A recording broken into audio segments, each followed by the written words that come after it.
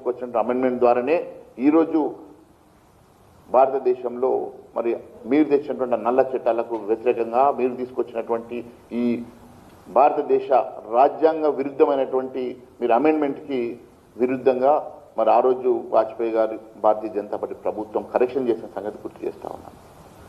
దాదాపు ఈ దేశంలో అత్యధికంగా కాన్స్టిట్యూషనల్ అమెండ్మెంట్స్ తీసుకొచ్చిన చరిత్ర కాంగ్రెస్ పార్టీ.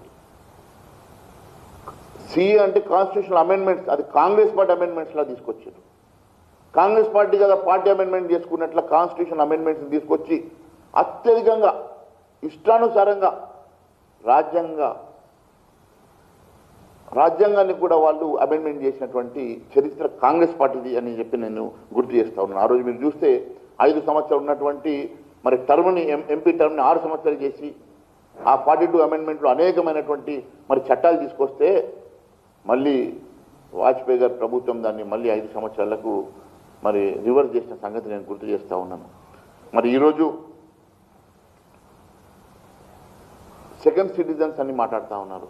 అయ్యా ఈరోజు ఈ డీలిమిటేషన్స్ ఈ సర్రు ఇవన్నీ కూడా కరెక్షన్స్ చేసి భారతీయ జనతా పార్టీ ఈ దేశ ప్రజల కోసం, ఈ దేశ సురక్షిత కోసం, రక్షణ కోసం, సంక్షేమం కోసం, ఈ ప్రాంత మరి క్షేమం కోసం ఆలోచన చేయకుంటే ఈరోజు హిందువులే సెకండ్ సిటిజన్ మారేటువంటి ప్రమాదం ఉన్నది. కాబట్టి ఈరోజు సర్ని తీసుకొచ్చి ఈరోజు డీలిమిటేషన్ ద్వారా ఎస్సీ ఎస్టీ రిప్రజెంటేషన్ని, మహిళా రిప్రజెంటేషన్ని పెంచి ఈ ప్రాంత సురక్షితంగా ఉన్నారన్న ఆలోచనతో తీసుకొచ్చినటువంటి అనేక చట్టాలు ఈ దేశ ప్రజల కోసం, సంక్షేమం కోసం అన్న సంగతి తెలియజేస్తా ఉన్నాను.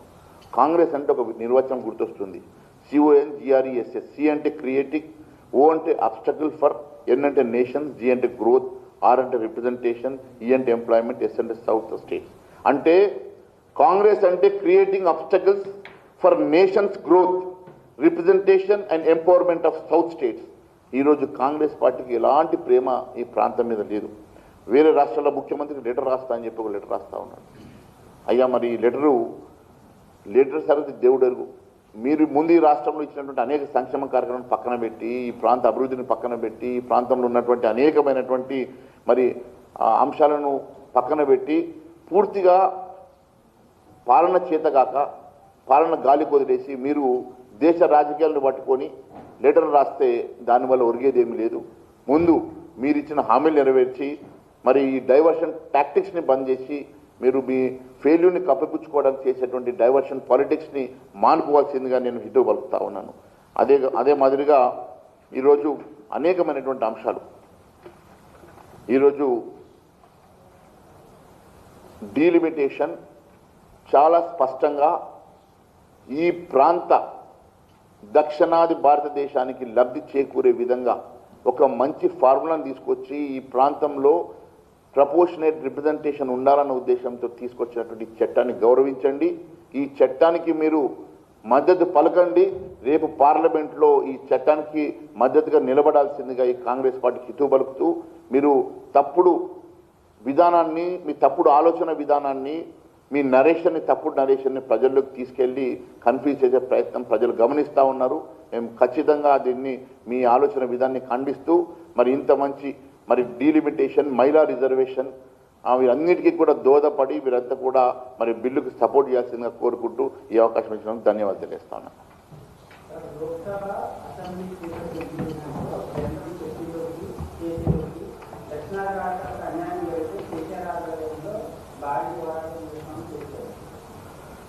ఇప్పటివరకు నేను చెప్పింది అదే. దక్షిణాది ప్రాంతాలకి ఒక్క సీటు కూడా తగ్గలేదు. గతంలో మీరు ఇచ్చినటువంటి 24% ఏదైతే ఉన్నదో అదే పాపులేషన్ బేసిస్ మీరు చేసినట్టు 1962లో, 72లో, 52లో మీరు తీసుకొచ్చినటువంటి డీలిమిటేషన్ ప్రొసీజర్ని ఫాలో చేస్తే ఈ ప్రాంతంలో సీట్లు తగ్గుతాయి. తెలంగాణలో కేవలం ఇదే ప్రపోర్షనేట్గా మనం తీసుకెళ్తే తెలంగాణలో మరి 3 సీట్లు 24 సీట్లు మాత్రమే వస్తాయి. అంటే 2 సీట్లు వస్తాయి, 2 సీట్లు తగ్గుతాయి. వేరేస్ ఇప్పుడు ఈ కొత్త మోడల్ ప్రకారం 53% మోడల్ ప్రకారం 26 సీట్లు అవుతాయి. అంటే దక్షిణాది రాష్ట్రాలకి ఇప్పుడు కొత్తగా ప్రపోజ్ చేసేటువంటి మరి ప్రపోజల్ వల్ల 198 సీట్లతోటి ఈ దక్షిణాది రాష్ట్రాలకు న్యాయం జరుగుతుంది. అదే కాంగ్రెస్ పార్టీ చెప్పేటువంటి మోడల్, కాంగ్రెస్ పార్టీ గతంలో చేసేటువంటి మోడల్ ప్రకారం చేస్తే మనకు కేవలం 159 సీట్లే, అంటే దాదాపు ఈ ప్రాంతానికి 39 సీట్లు దక్కుతాయి. వాళ్ళది ఆలోచన విధానం దక్షిణాదికి అన్యాయం చేయాలన్న ఆలోచన విధానంతో వాళ్ళు ముందుకెళ్తా ఉన్నారు. దాన్ని కూడా రాజకీయం చేసేసి ఏదో ఈ ప్రాంతానికి అన్యాయం జరిగిందని చెప్పే ప్రయత్నం చేస్తూ ఉన్నారు. ప్రజల్లో ఇది క్లారిటీ వచ్చింది. ఇంకా మేము కూడా ప్రజల్లోకి దీన్ని స్పష్టంగా తీసుకెళ్తాం.